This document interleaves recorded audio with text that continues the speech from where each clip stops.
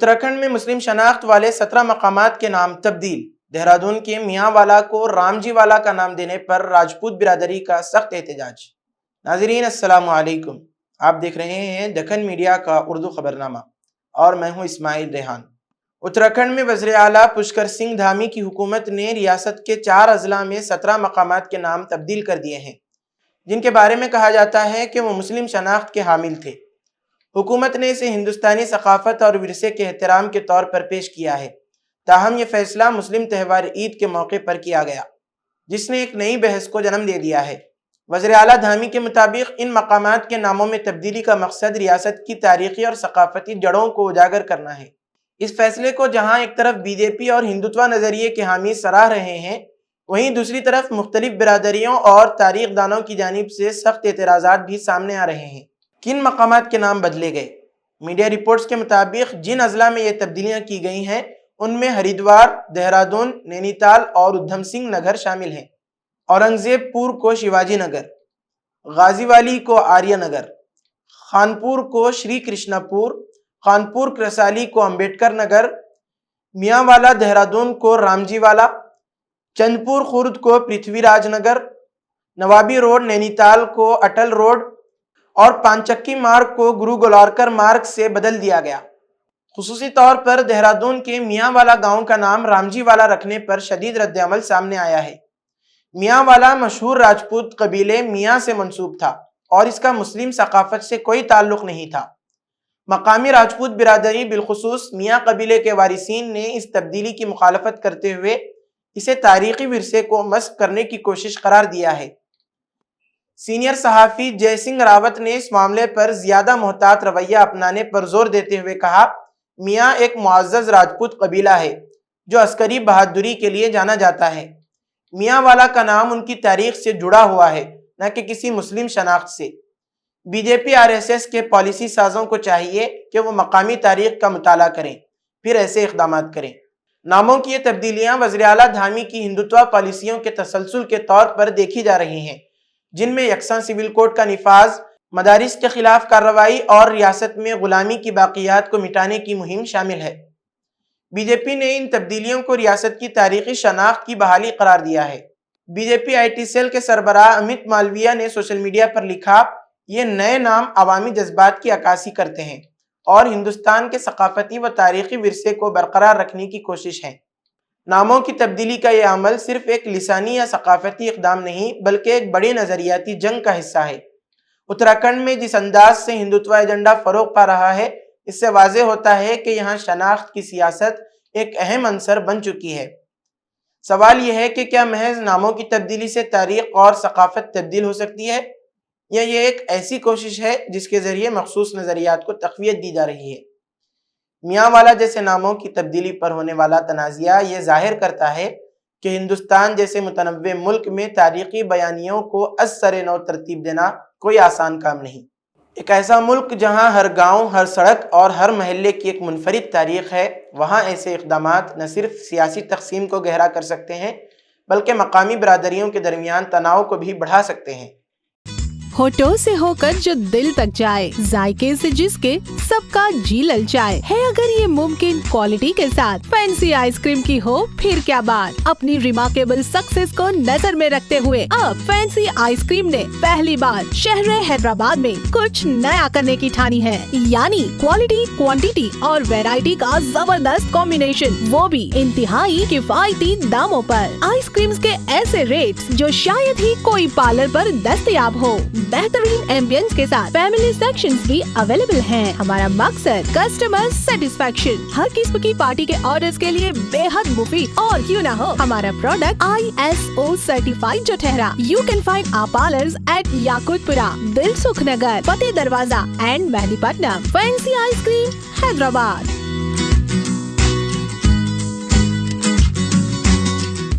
اب آئیے بڑھتے ہیں دوسری خبر کی جانب۔ اتر پردیش کے پریاگراج میں 3 سال قبل کی گئی ایک متنازع کارروائی کو سپریم کورٹ نے یکسر مسترد کرتے ہوئے متاثرین کے حق میں فیصلہ سنایا ہے۔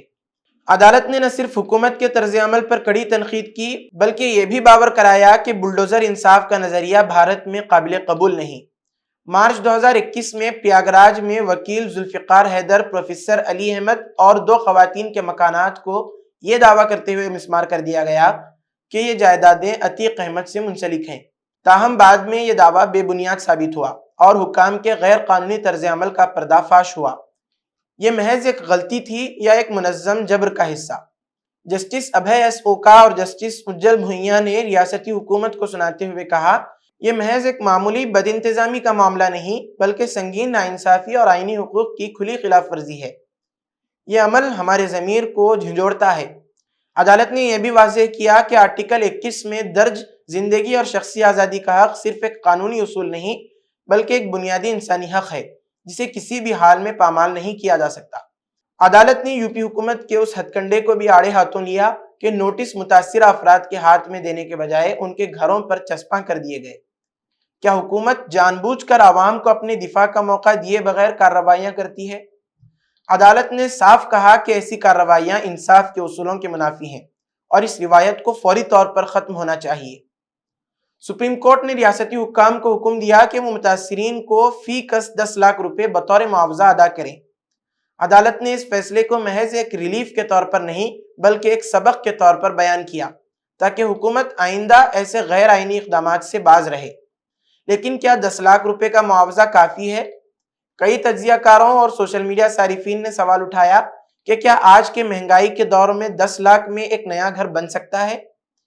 ایک صارف نے نشاندہی کی کہ عدالت نے معاوضے کا تعین کس بنیاد پر کیا؟ کیا متاثرہ مکانات کی اصل قیمت کا اندازہ لگایا گیا؟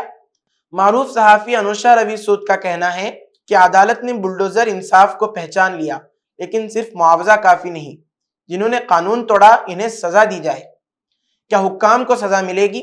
کئی ماہرین کا کہنا ہے کہ اگر عدالت غیر قانونی انہدام تسلیم کر چکی ہے تو پھر انہدام میں شامل افسران اور سیاستدانوں کے خلاف کارروائی کیوں نہیں ہو رہی ہے؟ وارث حسین نامی ایک صارف نے سخت رد عمل دیتے ہوئے کہا، یہ فیصلہ انصاف کے ساتھ انصاف نہیں بلکہ مجرموں کو قانونی چھوٹ دینے کے مترادف ہے۔ کچھ صارفین نے مطالبہ کیا کہ جو افسران اس میں شامل تھے انہیں نہ صرف معطل کیا جائے بلکہ جیل بھیجا جائے۔ یہ فیصلہ یو پی حکومت کے بلڈوزر کلچر کے خلاف ایک بڑی قانونی مزاحمت ثابت ہو سکتا ہے۔ حالیہ برسوں میں بی جے پی کی قیادت میں یوگی آدتیہ ناتھ کی حکومت نے قانون کے نام پر کئی بار یک طرفہ کارروائیاں کی ہیں جن میں مسلم اکثریتی علاقوں میں انہدامات خاص طور پر نمایاں ہیں۔ لیکن بڑا سوال یہ ہے کہ کیا حکومت عدالت کے اس فیصلے کو تسلیم کرتے ہوئے اپنی پالیسی بدلے گی یا پھر یہ ایک اور عدالتی حکم بن کر رہ جائے گا جسے ریاستی مشینری نظر انداز کر دے گی؟ یہ فیصلہ محض ایک عدالتی حکم نہیں بلکہ ایک انتباہ ہے جو یقینی طور پر حکومت کے بلڈوزر راج کے خلاف ایک مضبوط پیغام ہے۔ لیکن اگر صرف معاوضہ دیا گیا اور مجرموں کو سزا نہ ملی تو کیا مستقبل میں ایسے واقعات رک سکیں گے؟ یہی وہ سوال ہے جو اب عوامی بحث کا حصہ بن چکا ہے۔ اب آئیے بڑھتے ہیں تیسری اور آخری خبر کی جانب۔ امیر جماعت اسلامی ہند سید سعادت اللہ حسینی نے وقف ترمیمی بل کی شدید مخالفت کرتے ہوئے اسے انتہائی قابل مذمت اقدام قرار دیا جو مسلمانوں کے خلاف قانونی امتیاز کی راہ ہموار کرتا ہے۔ انہوں نے نشاندہی کی کہ وقف ایکٹ 1995 کی وہ دفعات جنہیں یہ بل منسوخ کرنے کا ارادہ رکھتا ہے صرف مسلمانوں کے لیے مخصوص نہیں ہے بلکہ دیگر مذہبی برادریوں کو بھی اسی نوعیت کے حقوق حاصل ہیں۔ مختلف مذاہب کے اوقاف کے قوانین میں ایسے ضوابط موجود ہیں جو ان کے انتظامی بورڈ کو اسی مذہب کے پیروکاروں تک محدود رکھتے ہیں۔ اسی طرح دیگر مذاہب میں وقف بائی یوزرز کے مماثل ٹیمپلز بائی یوزر کی بھی گنجائش ہے اور انہیں لمیٹیشن ایکٹ جیسے قوانین سے استثناء بھی حاصل ہے۔ لیکن مسلمانوں کو ان جائز حقوق سے محروم کرنا سراسر قانونی امتیاز اور ایک خطرناک نظیر قائم کرنا ہے۔ انہوں نے مزید کہا، یہ بل وقف ایکٹ 1995 میں وسیع پیمانے پر تبدیلیاں متعارف کر رہا ہے جس کے نتیجے میں وقف املاک کے انتظام میں سرکاری مداخلت میں اضافہ ہوگا اور ان کا مذہبی تشخص بنیادی طور پر متاثر ہوگا۔ یہ براہ راست آئین کے آرٹیکل 26 کی خلاف ورزی ہے جو مذہبی اقلیتوں کو اپنے مذہبی ادارے خود مختاری کے ساتھ چلانے کا حق دیتا ہے۔ حیرت کی بات یہ ہے کہ عوام کی جانب سے لاکھوں اعتراضات اور شدید مخالفت کے باوجود حکومت نے بل کے اصل اسٹیک ہولڈرز کی رائے کو مکمل طور پر نظر انداز کر دیا۔ ایسا محسوس ہوتا ہے کہ مشاورتی عمل محض ایک رسمی کارروائی تھی جبکہ اس بل کو منظور کرنے کا فیصلہ پہلے ہی کر لیا گیا تھا۔ جس سے عوامی رائے اور فریقین کے خدشات بے وقت ہو گئے۔ انہوں نے بعض میڈیا اداروں کو بھی سخت تنقید کا نشانہ بنایا جو اس بل کے حوالے سے گمراہ کن بیانیاں پھیلا رہے ہیں۔ انہوں نے واضح کیا کہ یہ بل وقف املاک میں بدعنوانی، غیر قانونی قبضے اور غلط استعمال کو روکنے کے لیے کچھ بھی نہیں کرتا۔ حکومت اس ضمن میں کسی ایک بھی ایسے شق کی نشاندہی نہیں کر سکتی جو اصلاحات کی غرض سے متعارف کرائی گئی ہو۔ اس کے برعکس اس کے ذریعے وقف املاک کے انتظامی امور کو مزید پیچیدہ بنا دیا گیا ہے۔ جماعت اسلامی ہند تمام سیکولر جماعتوں، حزب اختلاف کے رہنماؤں اور NDA کے اتحادیوں سے مطالبہ کرتی ہے کہ وہ اس ظالمانہ بل کی مخالفت کریں۔ یہ انتہائی افسوسناک ہے کہ کچھ جماعتیں جو خود کو سیکولر کہتی ہیں اس بل کی حمایت کر رہی ہیں۔ انہیں BJP کے دباؤ میں آ کر فرقہ وارانہ سیاست کا حصہ نہیں بننا چاہیے۔ اگر وہ اس بل کے خلاف آواز بلند نہیں کریں گے تو تاریخ ان کی خیانت کو یاد رکھے گی اور انصاف پسند عوام انہیں جواب دہ ٹھہرائیں گے۔ جماعت اسلامی ہند یہ دو ٹوک الفاظ میں واضح کرتی ہے کہ وقف املاک مذہبی اوقاف ہیں، نہ کہ سرکاری اثاثے۔